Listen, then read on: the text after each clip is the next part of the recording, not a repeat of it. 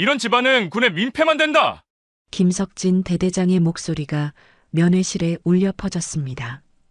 다른 면회객들이 모두 돌아봤어요. 대대장님, 그 말씀은 유진이 일어서려 했지만 제지당했어요. 소위 조용히 해. 박선영은 낡은 손가방을 꽉 움켜쥔 채 침묵했습니다. 수수한 회색 점퍼를 입은 모습이 초라해 보였어요. 어머님도 애들 단속 좀 하세요. 여기서 특별 대우 받으려고 하면 안 됩니다. 시장 상인 주제에 뭘 바라냐고. 주변에서 속삭이는 소리가 들렸어요. 손가락질하는 사람들도 있었죠. 우석은 고개를 숙였고 유진은 주먹을 꽉 쥐었어요. 어머니만이 묵묵히 견디고 있었죠. 면회 시간이 규정상 끝났으니까 빨리 나가세요. 대대장이 냉정하게 말했어요. 박선영은 천천히 일어났습니다. 눈빛만이 차갑게 가라앉았어요. 그들은 몰랐습니다. 지금 모욕당하고 있는 이 평범한 차림의 여성이 누구인지, 그리고 이 순간이 모든 것을 바꾸는 시작점이 될 거라는 걸. 분노로 시작된 이 이야기가 곧 통쾌한 반전과 뜨거운 감동으로 이어질 거였어요. 시간은 3주 전으로 거슬러 올라갑니다. 새벽 5시 연천군의 한적한 시골 도로에 군용버스가 멈춰 섰습니다. 차창 밖으로 보이는 철조망과 초소가 낯설게 다가왔죠. 20살 장우석은 가방끈을 단단히 움켜쥐며 버스에서 내렸습니다. 이제 진짜 시작이구나. 어머니가 새벽같이 일어나 싸준 도시락이 가방 속에 들어 있었습니다. 평소 새벽 일찍 나가시는 어머니는 항상 바쁘셨지만 그날만은 달랐어요. 손이 거칠어도 항상 따뜻했던 그 손길이 그리웠죠. 어젯밤에도 우서가 군대 가서도 건강 챙기고 열심히 해라며 손등으로 눈시울을 훔치셨습니다. 엄마는 왜 우세요? 아니다. 바람이 불어서 그래. 하지만 바람 한 점 없는 밤이었거든요. 어머니는 우석이 태어날 때부터 혼자 키우셨어요. 새벽부터 밤까지 일하시면서도 단 한 번도 힘들다는 말씀을 안 하셨죠. 늘 우리 아들만 잘 크면 된다고 하셨습니다. 누나 유진이는 육군사관학교 졸업을 앞두고 있었습니다. 동생 먼저 간다고 창피하지 마. 누나도 곧 장교로 임관할 거니까. 평소 말수가 적은 누나가 드물게 긴 말을 했었죠. 사관학교 들어가면서부터 더 과묵해진 누나였는데 그날만은 달랐어요. 누나도 힘들어? 남들보다 2배는 더 노력해야 해. 여자라서. 누나의 눈빛에 숨겨진 피로가 보였어요. 하지만 곧 다시 단단해졌죠. 그래도 우리 가족은 포기 안 해. 알겠지? 부대 정문을 지나자 넓은 광장이 펼쳐졌습니다. 신병들은 일렬로 서서 앞을 바라봤어요. 우석도 그 줄에 섰죠. 아침 햇살이 막사 지붕에 비쳐 반짝였지만 공기는 어쩐지 무겁고 침묵이 흘렀습니다. 다른 신병들의 얼굴도 긴장으로 굳어 있었어요. 집합. 우렁찬 목소리가 광장에 울렸습니다. 김석진 중령이 나타났어요. 키가 크고 각진 턱선에 날카로운 눈빛을 가진 40대 중반의 남자였죠. 가슴에 달린 계급장과 각종 휘장이 햇빛에 번득였습니다. 구두는 반짝반짝 윤이 났고 군복주름 하나 없이 완벽했어요. 새로운 놈들, 여기가 어디인 줄 아나? 대대장의 목소리는 차갑고 위압적이었어요. 신병들은 고개를 숙였죠. 우석도 긴장해서 손바닥에 땀이 났습니다. 심장 박동 소리가 귓가에서 쿵쿵거렸어요. 민간에서 놀던 생각은 다 버려라. 여기는 군대다. 내 말이 곧 법이고 선임 말이 곧 명령이야. 알겠나? 네, 알겠습니다. 신병들의 대답이 광장에 메아리 쳤어요. 그런데 대대장의 표정은 여전히 만족스럽지 않았죠. 미간을 찌푸리며 고개를 저었습니다. 목소리가 그게 뭐야? 다시 이번엔 더 큰 소리가 나왔습니다. 우석의 목소리도 그 속에 섞여 있었어요. 목이 아플 정도로 큰 소리를 냈지만 마음 한구석이 불안했죠. 대대장의 눈빛이 차갑게 신병들을 훑어봤거든요. 내무반 배정이 끝나고 우석은 2층 침대 아래쪽에 자리를 잡았습니다. 같은 내무반 선임들의 시선이 느껴졌어요. 조영택 상사가 다가왔죠. 38살의 건장한 체격에 험상궂은 인상을 가진 남자였습니다. 목소리부터 거칠었어요. 야, 새끼야. 이리 와봐. 우석은 얼른 다가갔어요. 조 상사의 눈빛이 차갑게 내려다봤죠. 담배 냄새와 함께 위압감이 느껴졌습니다. 너 뭘 잘못했는지 아냐? 모르겠습니다. 모른다고? 대대장님 앞에서 인사를 똑바로 안 했잖아. 우석은 당황했어요. 분명 다른 신병들과 똑같이 했다고 생각했거든요. 하지만 선임의 말에 감히 반박할 수는 없었죠. 다른 신병들도 눈치를 보며 고개를 숙였습니다. 죄송합니다. 죄송하다고 끝이야? 엎드려 뻗쳐 50개. 차가운 바닥에 엎드려 팔굽혀펴기를 시작했어요. 10개, 20개를 넘어가자 팔이 떨렸습니다. 다른 신병들은 쳐다보지도 못하고 각자 짐을 정리했죠. 내무반 안에는 숨막히는 침묵만 흘렀어요. 그날 밤 소등 후 우석은 침대에 누워 천장을 바라봤어요. 어머니가 싸준 도시락 생각이 났죠. 김치찌개와 계란말이 그리고 작은 쪽지 하나. 우리 아들 건강하게 잘 지내렴. 엄마는 항상 내 편이야. 눈물이 날 것 같았지만 참았어요. 선임들이 볼까봐 무서웠거든요. 옆 침대에서는 누군가 훌쩍거리는 소리가 들렸습니다. 우석만 힘든 게 아니었어요. 다음 날 새벽 기상 나팔이 울렸습니다.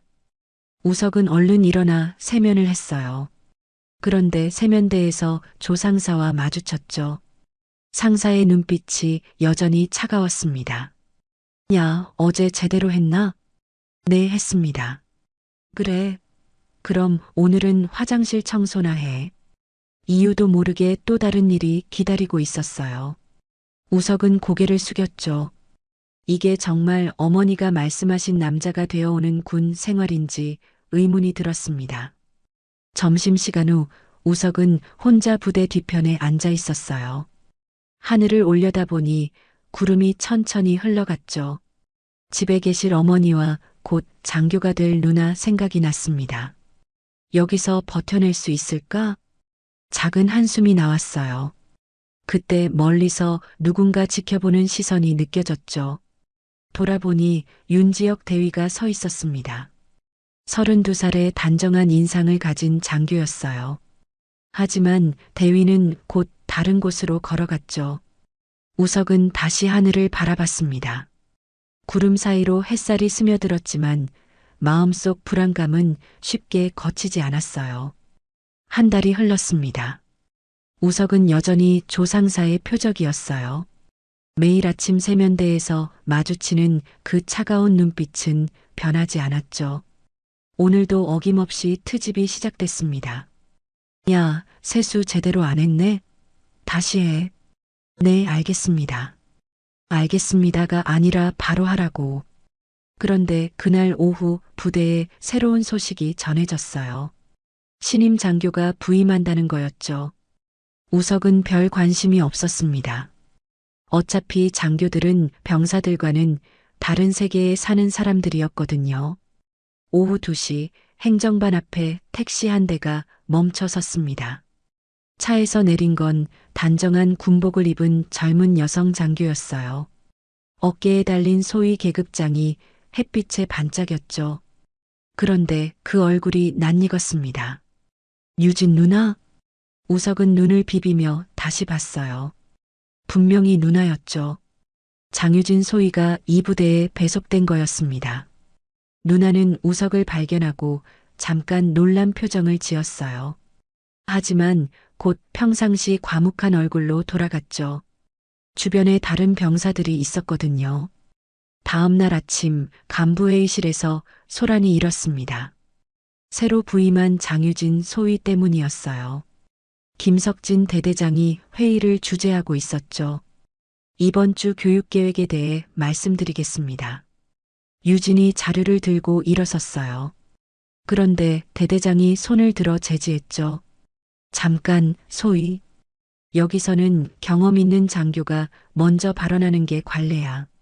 하지만 제가 담당 교육관으로 관례가 그래. 앉아 있어. 유진의 얼굴이 굳었어요. 다른 중대장들은 피식 웃었죠. 특히 이성민 중대장의 시선이 불쾌했습니다. 회의가 끝난 후 복도에서 더 노골적인 일이 벌어졌습니다. 조영택 상사가 유진 앞을 막아섰어요. 소희님, 혹시 남자친구 있어요? 업무와 관련 없는 질문은. 아, 차가우시네. 여자가 너무 딱딱하면 안 좋아요. 유진의 주먹이 꽉 쥐어졌어요. 하지만 계급이 아래인 부사관을 함부로 대할 수 없었죠.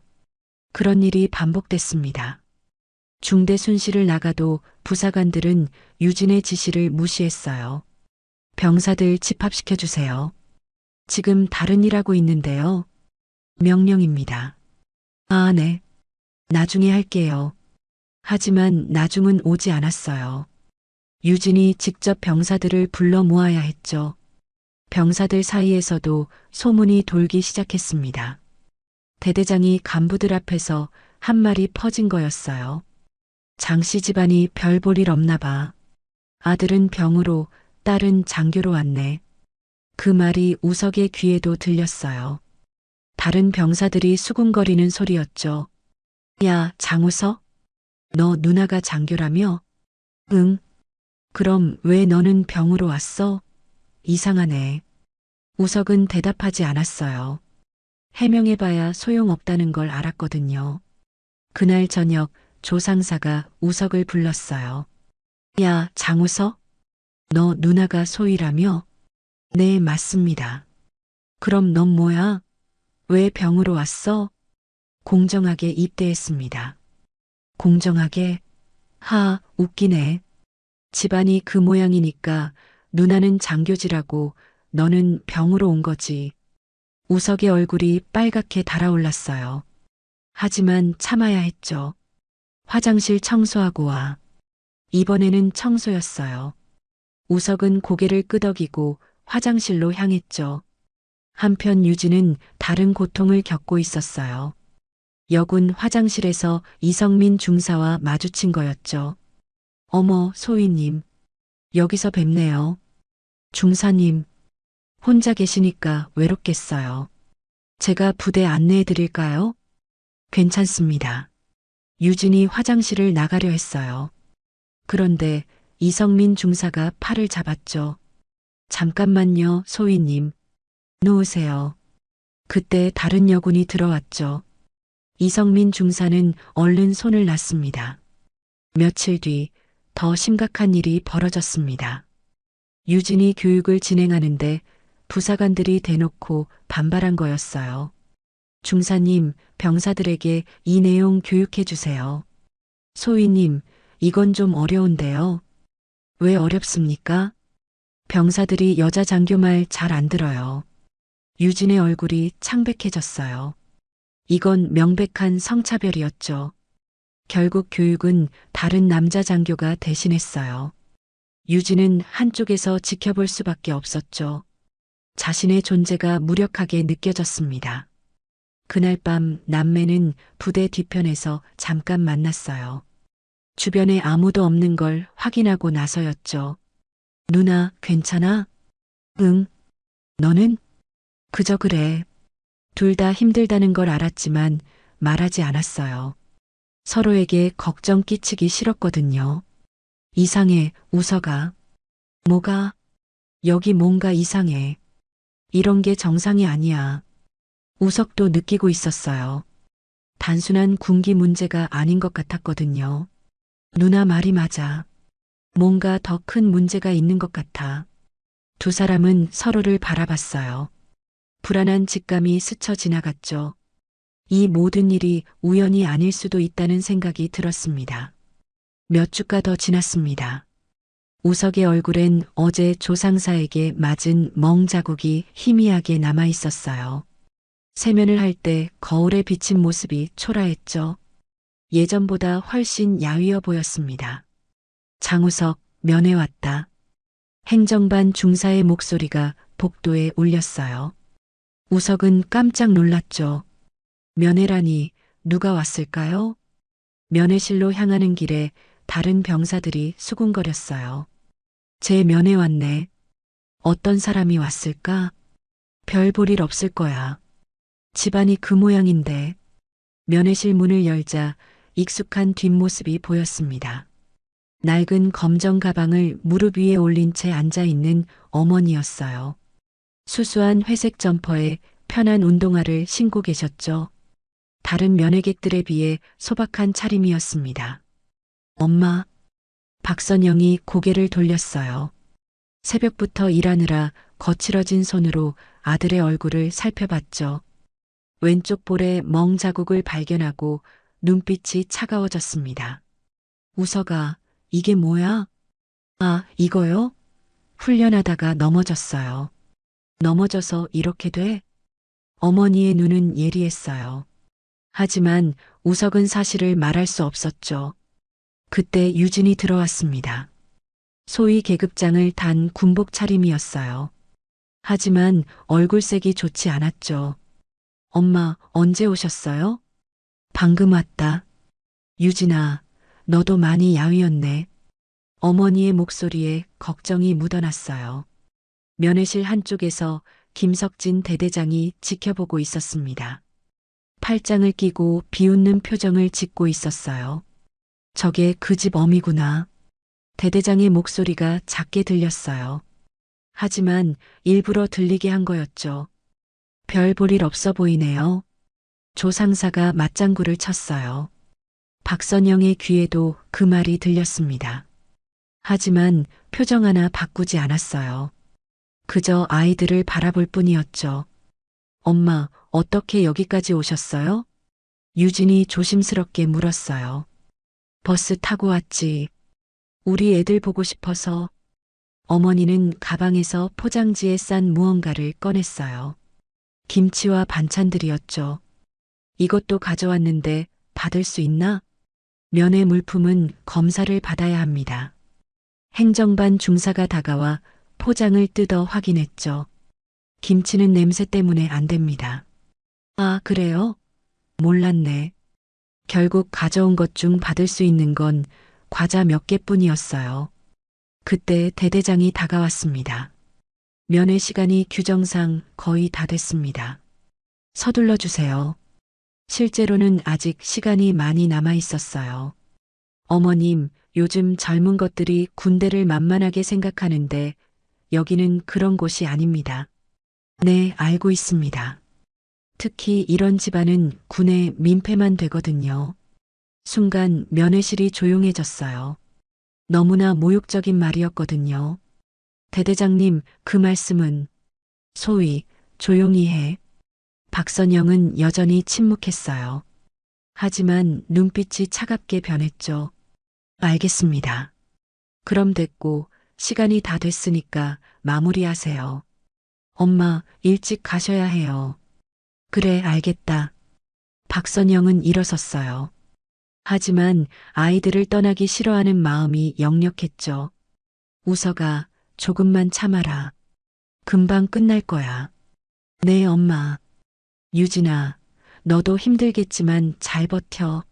네, 엄마. 걱정 마세요. 마지막 인사를 나누고 박선영이 면회실을 나갔어요. 복도에서 대대장과 마주쳤습니다. 어머님, 애들 일로 걱정 마세요. 여기서 잘 교육시킬 테니까. 고맙습니다. 다만 앞으로 면회는 자주 오시지 마세요. 부대 분위기에 안 좋거든요. 이것도 모욕이었어요. 하지만 박선영은 참았죠. 알겠습니다. 부대를 나서면서 박선영은 주변을 살펴봤어요. 철조망, 초소, 그리고 넓은 훈련장. 모든 것이 평범해 보였지만 뭔가 이상했죠. 버스 정류장으로 향하면서 박선영의 머릿속에 여러 생각이 스쳤어요. 우석의 멍 자국, 유진의 야윈 얼굴, 그리고 대대장의 모욕적인 말들. 뭔가 이상해. 박선영은 중얼거렸어요. 오랜 경험으로 쌓인 직감이 경고하고 있었거든요. 근처 작은 식당에서 잠시 쉬면서 사장과 대화를 나눴습니다. 요즘 그 부대 좀 이상해요. 이상하다니요? 예전에는 면회객들이 많이 왔는데 요즘은 뚝 끊어졌어요. 뭔가 문제가 있나 봐요. 박선영의 표정이 굳어졌어요. 자신만 그런 대우를 받은 게 아니었던 거죠. 그날 저녁 박선영은 집으로 돌아와 오래된 수첩을 꺼냈어요. 그 안에는 여러 전화번호가 적혀 있었죠. 모두 중요한 사람들의 번호였습니다. 이제 시작이야. 박선영의 눈빛에 결의가 서렸어요. 더 이상 참고 있을 수는 없었거든요. 그 시각 부대에서는 우석과 유진이 각각 다른 고통을 겪고 있었어요. 하지만 둘 다 몰랐죠. 어머니가 누구인지, 그리고 앞으로 무슨 일이 벌어질지. 어둠 속에서 박선영의 실루엣이 창가에 서 있었습니다.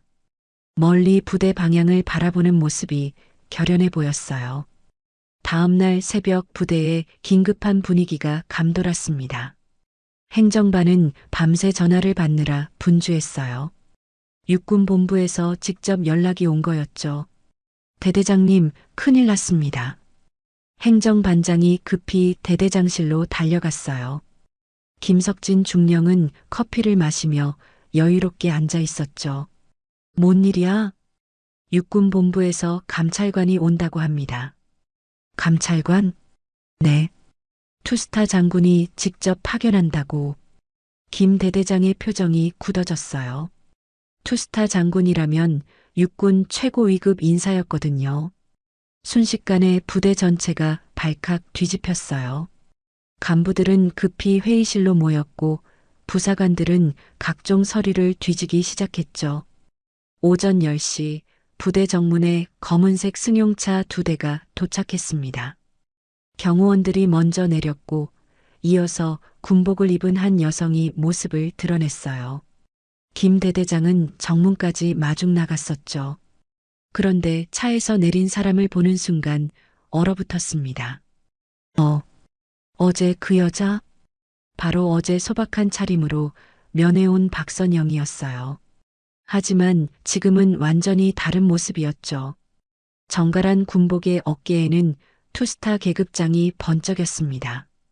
박선영 중장입니다. 수행원이 소개했어요. 김 대대장은 믿을 수 없다는 표정으로 서 있었죠. 네. 대대장 김석진 중령입니다. 김 대대장이 거수경례를 했어요. 손이 덜덜 떨렸죠. 박 장군은 차가운 시선으로 김 대대장을 바라봤습니다. 어제와는 완전히 다른 눈빛이었어요. 중령, 어제 면회 때 많은 도움 받았습니다. 그게, 특히 시간 단축해 주시고 좋은 말씀도 많이 해주셨죠. 박 장군의 목소리는 차갑고 날카로웠어요. 김 대대장은 식은땀을 흘렸죠. 죄송합니다. 몰랐습니다. 몰랐다고요? 뭘 몰랐는지 자세히 들어보죠. 박 장군이 부대 안으로 걸어 들어갔어요. 김 대대장은 뒤따라갔지만 다리가 후들거렸죠. 부대 안은 이미 술렁거리고 있었습니다. 투스타 장군이 왔다는 소식이 퍼진 거예요. 유진은 그 이름을 듣는 순간 심장이 멎는 줄 알았어요. 박선영, 바로 어머니의 이름이었거든요. 설마. 유진은 급히 창밖을 내다봤어요. 멀리서 걸어오는 여성의 뒷모습이 보였죠. 익숙한 걸음걸이였습니다. 엄마. 한편 우석도 웅성거리는 소리를 들었습니다. 야, 장우석? 너 어머니 이름이 뭐야? 박선영이요. 왜요? 아, 아니다. 그냥 다른 병사의 표정이 이상했어요. 뭔가 알고 있는 것 같았죠. 박 장군은 대대장실로 향했습니다. 뒤따라온 김 대대장은 얼굴이 창백했어요. 앉으세요, 중령. 네, 장군님. 어제 면회 때 하신 말씀 기억나시죠? 그게 장군님 정말 몰랐습니다. 이런 집안은 군의 민폐만 된다고 하셨죠? 김 대대장은 아무 말도 할 수 없었어요. 조사반 소집하겠습니다. 박 장군이 수행원에게 지시했어요. 모든 부서 자료 확보하고 관련 인원 대기시켜. 순식간에 부대가 발칵 뒤집혔어요. 각종 서류들이 압수됐고 간부들은 긴급 소집됐죠. 조영택 상사와 이성민 중사는 화장실에서 급히 담배를 피우고 있었어요. 큰일 났다.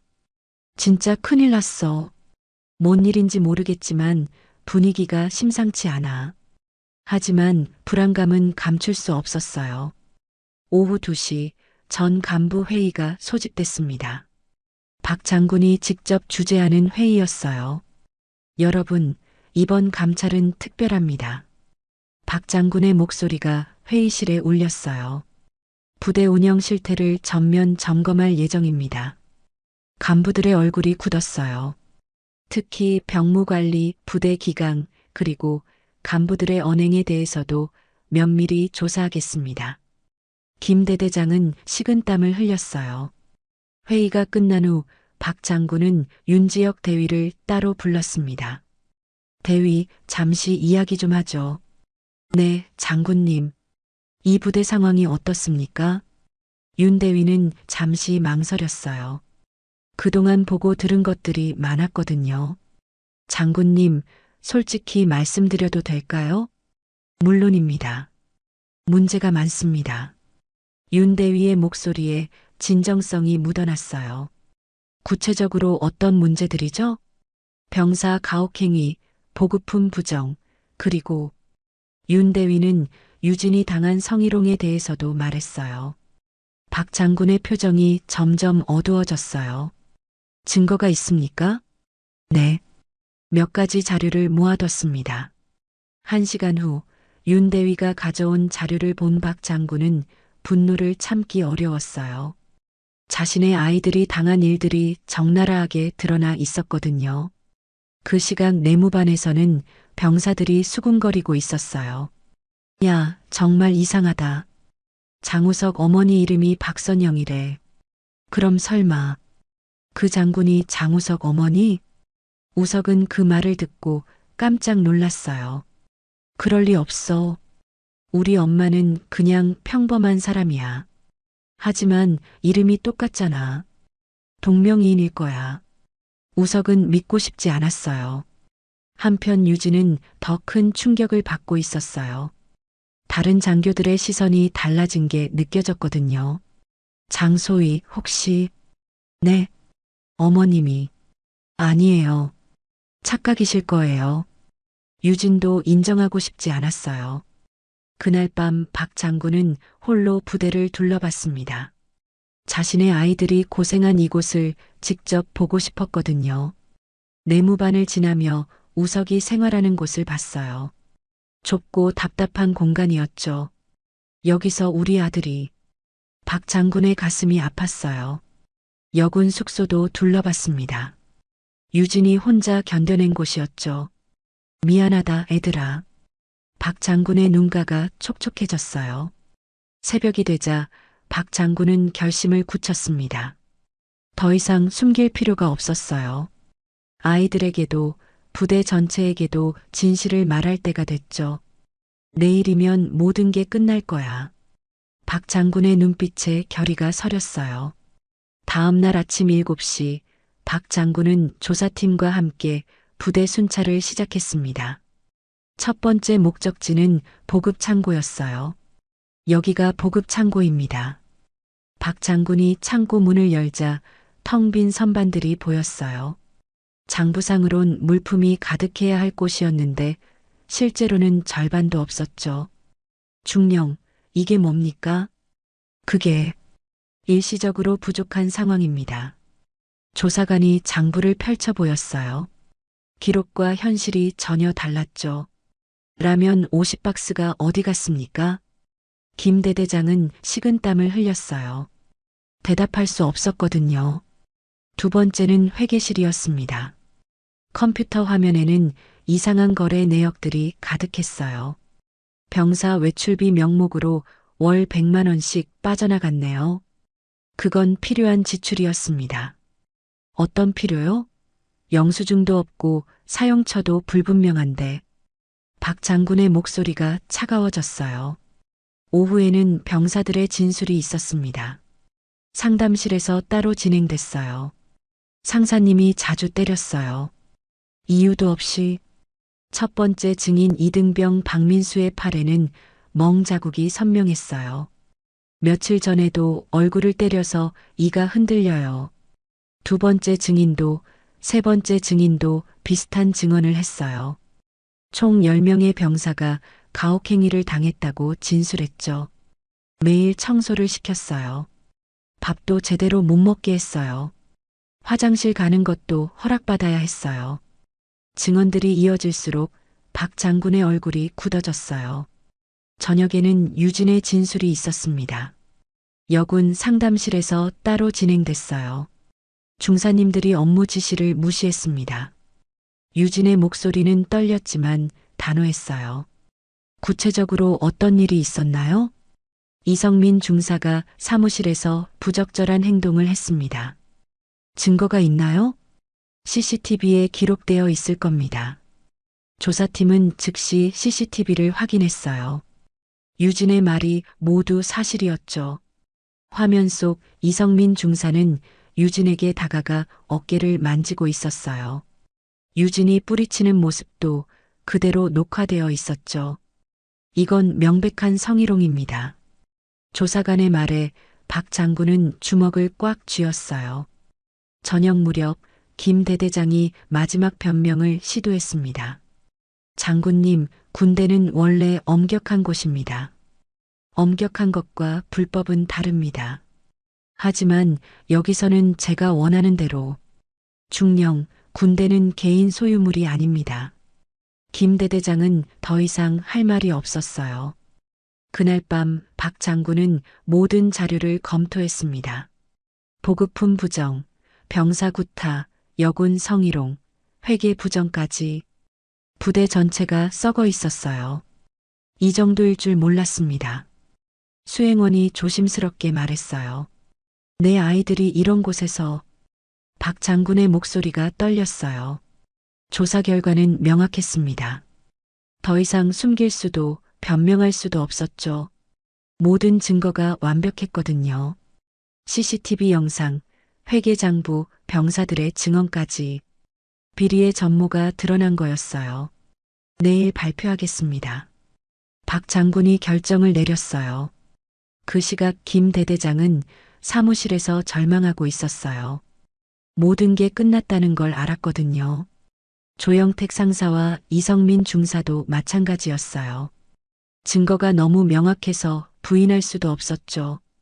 반면 윤지혁 대위는 안도감을 느꼈어요. 드디어 진실이 밝혀질 수 있게 됐거든요. 병사들도 상황을 짐작하고 있었어요.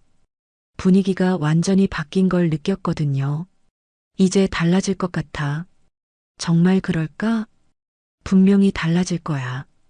희망이 보이기 시작했어요. 새벽 무렵 박 장군은 부대를 한 바퀴 돌았습니다. 내일이면 모든 게 공개될 예정이었어요.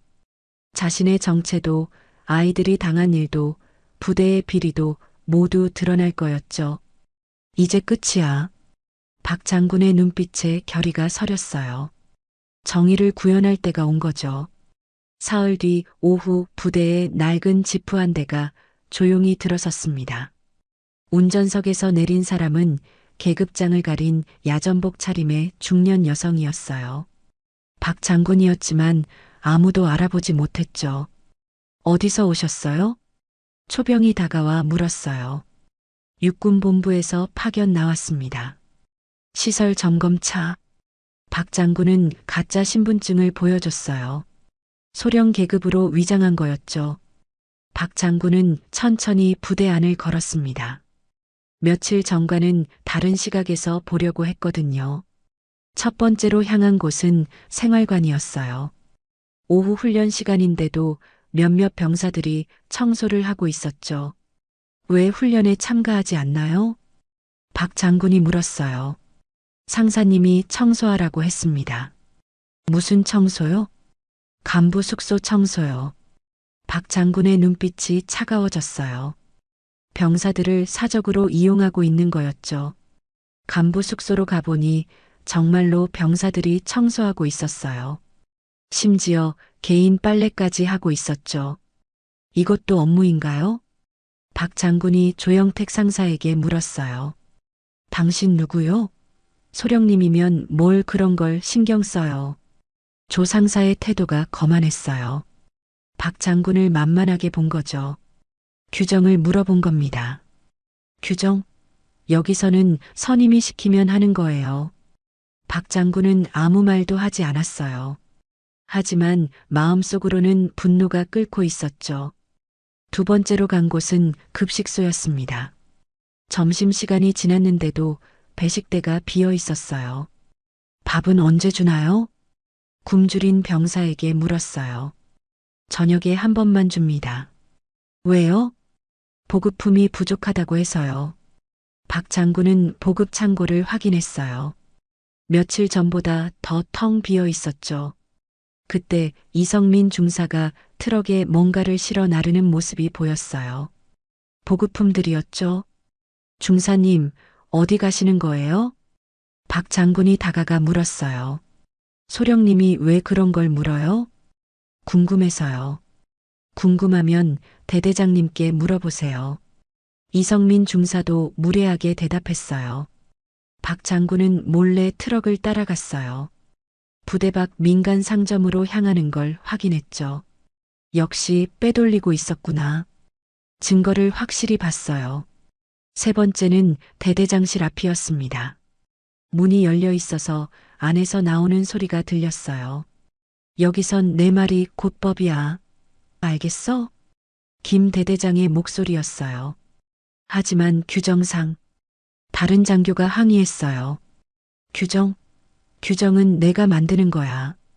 군대는 내가 원하는 대로 굴러간다. 박 장군은 모든 걸 녹음했어요. 결정적인 증거였죠. 네 번째는 내무반이었습니다. 우석이 혼자 걸레질을 하고 있었어요. 훈련은 안 가나요? 벌을 받고 있습니다. 무슨 벌이요? 조 상사님이 걸레질을 하라고 했습니다. 우석의 손은 이미 까져서 피가 났어요. 박 장군은 눈물이 날 뻔했죠. 왜 벌을 받나요? 세면을 늦게 했다고 해서요. 몇 분 늦었는데요? 1분요. 박 장군은 주먹을 꽉 쥐었어요. 더 이상 참을 수 없었거든요. 마지막으로 부대장실에 들렀습니다. 김 대대장이 혼자 있었어요. 대대장님, 안녕하세요. 박 장군이 들어가며 인사했어요. 누구세요? 육군본부에서 파견 나온 박소령입니다. 김 대대장은 귀찮다는 표정을 지었어요. 뭔 일로? 부대 상황이 어떤지 궁금해서요. 별일 없어요. 다들 열심히 하고 있고, 병사들 관리는 어떻게 하세요? 엄격하게 해야죠. 군대니까. 김 대대장의 태도가 건방졌어요. 그때 박 장군이 야전복 가슴팟을 열었어요. 투스타 계급장이 드러났죠. 뭐야? 김 대대장이 놀란 표정을 지었어요. 박선영 중장입니다. 김 대대장의 얼굴이 새하얗게 질렸어요. 장군님? 네, 맞습니다. 박 장군의 목소리가 차갑게 변했어요. 방금 전 내가 원하는 대로 굴러간다고 하셨죠? 그게 아니라 모든 대화 녹음했습니다. 김 대대장은 말문이 막혔어요. 병사들 가혹행위하는 것도 봤고요. 죄송합니다. 김 대대장이 급히 일어나 격려했어요. 보급품 빼돌리는 것도 확인했습니다. 그건 변명하지 마세요. 박 장군의 눈빛이 얼음 같았어요. 지금 즉시 전 간부 소집하세요. 네, 알겠습니다. 10분 후 회의실에 모든 간부가 모였습니다. 박 장군이 들어서자 모두 일어섰어요. 앉으세요. 박 장군의 한마디에 조용해졌어요. 오늘 부대를 둘러봤습니다. 간부들의 얼굴이 굳었어요. 여러분이 어떻게 일하는지 직접 봤죠. 조영택 상사와 이성민 중사는 식은땀을 흘렸어요. 병사 구타, 보급품 부정, 사적 이용. 박 장군이 하나씩 말할 때마다 간부들은 고개를 숙였어요. 모든 증거가 있습니다. 박 장군이 녹음기를 테이블에 놓았어요. 이제 끝입니다. 회의실은 죽음의 침묵에 휩싸였어요. 모든 게 끝났다는 걸 알았거든요.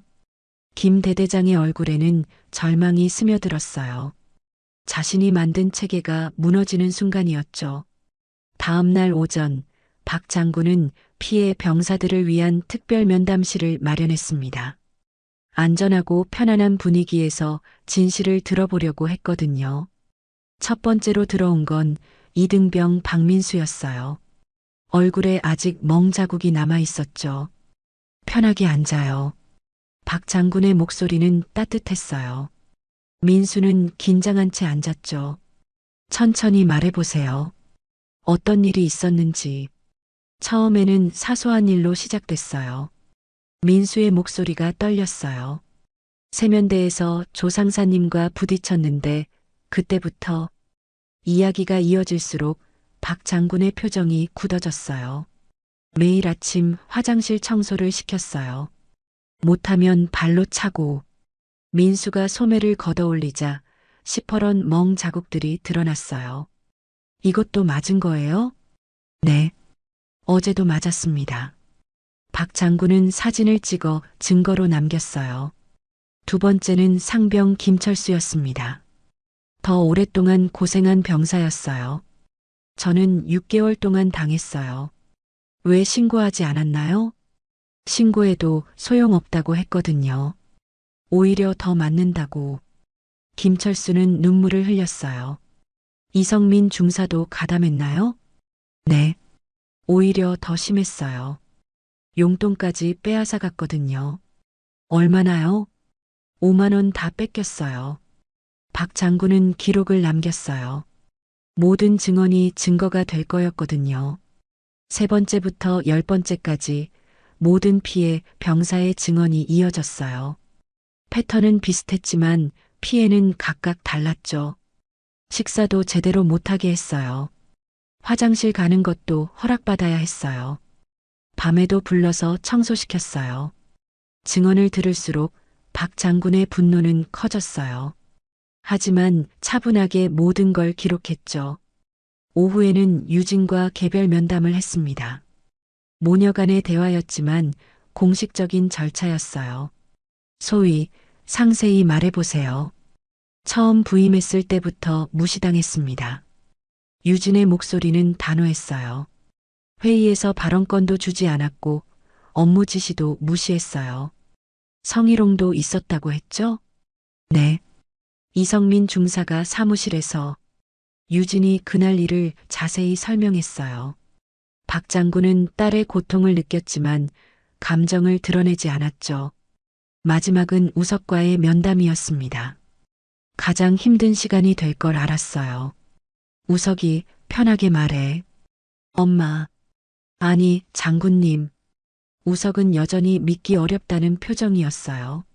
조 상사가 매일 괴롭혔어요. 이유도 없이.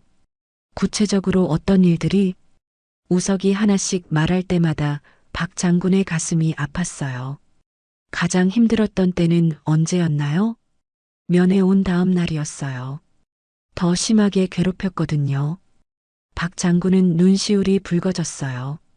자신 때문에 아들이 더 고생한 거였거든요.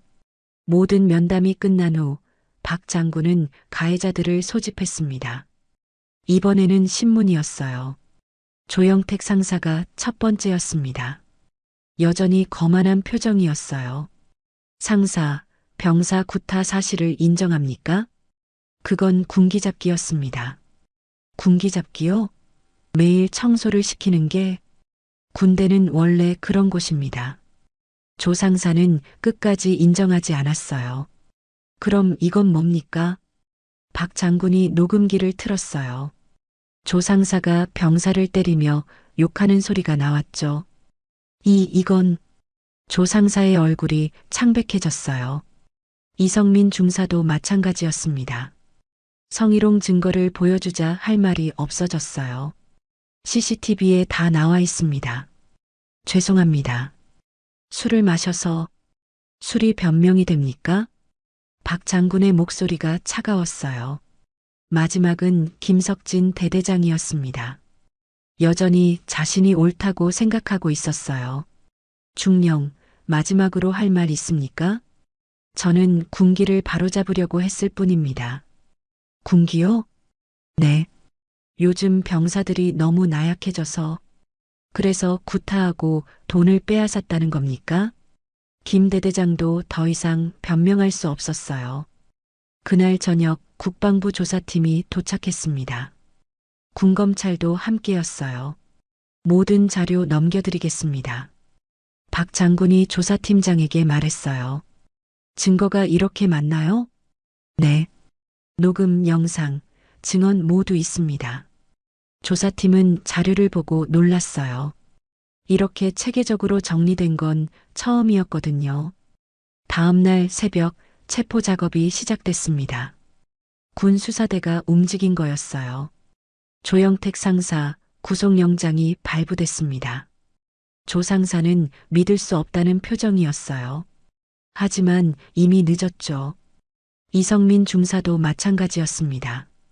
성희롱과 금품갈취 혐의로 구속됐어요. 김석진 대대장은 마지막까지 항변했습니다.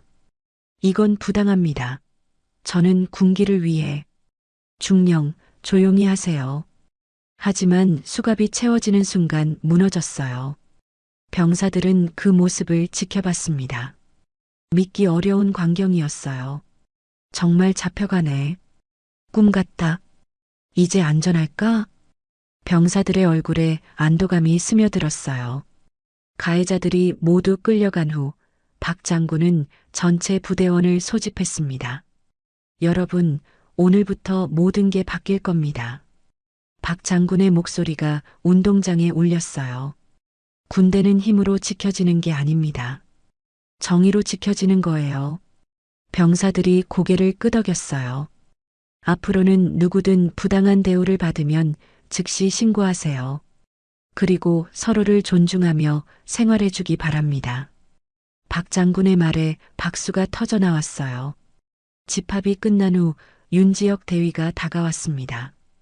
장군님 감사합니다. 대위가 먼저 용기를 냈기 때문에 가능한 일이었어요. 앞으로 어떻게 될까요? 완전히 새로워질 겁니다. 이런 일이 다시는 없도록. 박 장군의 눈빛에 확신이 서렸어요. 그날 저녁 박 장군은 아이들과 따로 만났습니다. 이번에는 가족으로서의 만남이었어요. 애들아, 정말 미안하다. 엄마 잘못이 아니에요. 유진이 어머니의 손을 잡았어요. 내가 진작 알았으면. 이제 끝났잖아요. 그걸로 됐어요. 우석도 어머니를 위로했어요. 앞으로는 떳떳하게 군 생활할 수 있을 거야. 박 장군의 목소리에 안도감이 묻어났어요. 며칠 후 재판 결과가 나왔습니다. 조영택 상사는 징역 2년, 이성민 중사는 징역 1년 6개월을 받았어요. 김석진 대대장은 징역 3년에 군에서 영구 제명됐죠. 피해 병사들은 모두 치료를 받았고 정신적 피해에 대한 보상도 받았어요. 부대는 완전히 새로워졌습니다. 새로운 대대장이 부임했고 건전한 부대 문화가 자리 잡았어요. 병사들은 더 이상 두려워하지 않았어요. 안전하다는 확신이 있었거든요. 한 달 후 박 장군은 마지막으로 부대를 방문했습니다. 모든 게 정상화됐는지 확인하려고 했어요. 부대 분위기는 완전히 달라져 있었어요. 병사들의 얼굴에 웃음이 돌아왔죠. 이제 정말 끝났구나. 박 장군은 안도의 한숨을 내쉬었어요. 우석과 유진도 당당하게 군 생활을 하고 있었어요. 더 이상 숨을 필요가 없었거든요. 엄마 덕분이에요. 아니야. 너희가 잘 견뎠기 때문이야. 가족의 유대는 더욱 깊어졌어요. 시련을 함께 극복한 경험이 있었거든요. 한 달 후 부대는 완전히 새로운 모습으로 바뀌어 있었습니다. 새로 부임한 이강수 중령은 첫 전체 집합에서 명확한 메시지를 전했어요. 이 부대는 이제 상호 존중과 공정함을 바탕으로 운영됩니다. 병사들의 얼굴에 안도감이 스며들었어요. 더 이상 두려워할 필요가 없었거든요. 새 대대장은 매주 병사들과 직접 대화하는 시간을 가졌습니다. 작은 불만이라도 즉시 해결했어요. 불편한 점 있으면 언제든 말하세요. 이런 말을 들을 수 있는 날이 올 줄 몰랐어요. 2달 후 우석의 표정이 완전히 달라져 있었습니다. 예전의 밝은 미소가 돌아왔어요. 다른 병사들과 농담도 주고받을 수 있게 됐죠. 야, 장우석? 너 요즘 완전 딴 사람 됐네. 그러게. 예전엔 말도 안 했는데. 우석은 부끄럽게 웃었어요. 자신도 변한 게 느껴졌거든요. 새로운 교육 프로그램도 시작됐습니다. 인권 교육, 상호 존중 교육이 정기적으로 실시됐어요. 서로를 동료로 대해야 합니다. 계급이 다르다고 해서 인격까지 다른 건 아니에요. 교관의 말에 모든 병사가 고개를 끄덕였어요. 3달 후 우석에게 기쁜 소식이 전해졌습니다. 하사 진급 대상자로 선발된 거였어요. 장우석 일병, 진급 축하해. 중대장이 직접 축하해줬어요. 예전에는 상상도 못할 일이었죠. 감사합니다. 열심히 하겠습니다. 우석의 목소리에 자신감이 묻어났어요. 유진도 중위로 진급했습니다. 이제는 후배 장교들을 지도하는 위치에 섰어요. 소위님들, 부하들을 가족처럼 생각하세요. 유진의 첫 교육 내용이었어요. 자신이 겪었던 일을 되풀이하지 않으려는 마음이었죠. 질문이나 어려움이 있으면 언제든 찾아오세요. 후배들은 유진을 존경하게 됐어요. 진정성이 느껴졌거든요. 반년이 지나자 부대 전체 분위기가 달라졌습니다. 웃음소리가 자주 들렸고 병사들의 얼굴이 밝아졌어요. 급식소에서도 변화가 보였습니다. 음식의 질이 좋아졌고 양도 충분했어요. 맛있게 드세요. 배식하는 취사병의 미소가 진심이었어요. 윤지혁 대위는 새로운 부대 운영에 핵심 역할을 했습니다. 박 장군이 직접 임명한 개혁 추진단장이었어요. 변화는 하루아침에 이뤄지지 않습니다. 꾸준히 해야 해요. 윤 대위의 말에 모든 간부가 동의했어요. 8개월 후 박 장군이 다시 부대를 방문했습니다. 이번에는 공식적인 시찰이었어요. 부대 곳곳을 둘러본 박 장군은 만족스러운 표정을 지었어요. 완전히 새로워진 모습이었거든요. 정말 많이 변했네요. 수행원도 감탄했어요. 사람이 변하면 모든 게 변해요. 박 장군의 답변은 간단했지만 깊은 의미가 있었어요. 그 즈음 박 장군은 전국 부대 개혁 프로젝트를 추진하고 있었습니다. 이 부대의 성공 사례를 전파하는 거였어요. 병영 문화 개선은 선택이 아닙니다. 필수입니다. 국정감사장에서의 박 장군 발언이 화제가 됐어요. 1년 후 우석의 하사 진급식이 있었습니다. 가족들이 모두 참석한 뜻깊은 자리였어요. 하사 장우석 진급을 축하합니다. 새 대대장이 계급장을 달아줬어요. 우석의 어깨가 당당해졌죠. 박 장군은 군복을 입고 참석했어요. 더 이상 정체를 숨길 이유가 없었거든요. 우리 아들 정말 자랑스러워. 어머니의 말에 우석은 눈시울이 붉어졌어요. 유진도 함께 있었습니다. 중위 계급장이 반짝거렸어요. 동생이 이렇게 당당해지다니. 누나도 감격스러워했어요. 진급식 후 가족 셋이 함께 사진을 찍었습니다. 모두 군복 차림이었지만 이번에는 자랑스러웠어요. 이 사진 평생 간직할 거야. 박 장군이 웃으며 말했어요. 저녁에는 가족끼리만의 시간을 가졌습니다. 작은 식당에서 조용히 식사했어요. 힘들었던 시간들이 다 의미가 있었구나. 박 장군이 감회에 젖어 말했어요. 엄마 덕분이에요. 아니야. 너희가 견뎠기 때문이야. 가족의 대화는 따뜻했어요. 그로부터 몇 개월 후 우석은 모범 부사관으로 선발됐습니다. 후배들을 지도하는 역할을 맡게 된 거였어요. 선임으로서 여러분을 보호하겠습니다. 우석의 첫 교육 내용이었어요. 자신이 받았던 고통을 다시는 반복하지 않으려는 다짐이었죠. 힘든 일 있으면 언제든 말하세요. 후배들의 눈빛이 밝아졌어요. 믿을 만한 선임을 만난 거죠. 유진도 마찬가지였습니다. 여군 후배들의 든든한 언니가 됐어요. 여자라는 이유로 차별받지 마세요. 당당히 하세요. 후배들은 유진을 롤모델로 여겼어요. 2년 후 그 부대는 정군 모범부대로 선정됐습니다. 완전히 달라진 모습을 인정받은 거였어요. 박 장군은 시상식에 참석해서 직접 상을 수여했어요. 여러분이 만든 변화입니다. 박 장군의 말에 모든 부대원이 박수를 쳤어요. 어느 일요일 오후 가족 셋이 한강공원을 산책했습니다. 평범한 가족의 모습이었어요. 그때 생각하면 꿈 같아. 우석이 말했어요. 악몽 같은 시간이었지.